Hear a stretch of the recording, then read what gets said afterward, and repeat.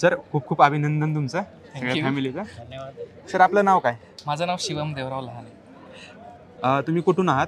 माझं गाव तसं प्रॉपर करंजी, तालुका मालेगाव, जिल्हा वाशिम, पण माझं राहणं तसं वाशिम जिल्ह्यात. आपल्या वडिलांचं बॅकग्राऊंड काय आहे? माझे वडील श्री देवराव धनबा लहाने हे श्री विठ्ठल विद्यालय पारडी असतात, इथे सहाय्यक शिक्षक. सर SSA बद्दल काय सांगाल तुम्ही 2 शब्दामध्ये?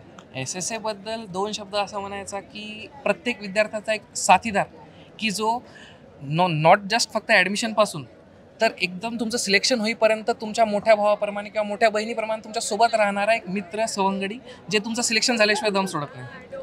म्हणजे मित्र वनव्यामध्ये गारव्यासारखा, तसंच शुभम सर अकॅडमीबद्दल तुम्ही बोललात. बस. सर आपल्या मुलामध्ये अशी कोणती गोष्ट तुम्हाला सुरुवातीपासून जाणवत होती की त्याच्यामध्ये अशी एक वस्तू जाणवत होती की तो जे त्यानं हातात घेतलं तो पूर्ण केल्याशिवाय थांबायचा नाही. म्हणजे त्याला आपण जिद्दी म्हणतो की त्याचं पहिल्या वर्गापासून की बाबा मला हे करायचं, तर तो केल्याशिवाय ते पूर्ण काम ठेवत नव्हता, असं त्याच्या मनामध्ये जिद्द होती. आपण एवढे कष्ट घेतले, या कष्टाचं आज कुठेतरी फळ भेटलं असं वाटतंय का आपल्याला? हो नक्कीच, छान वाटतं.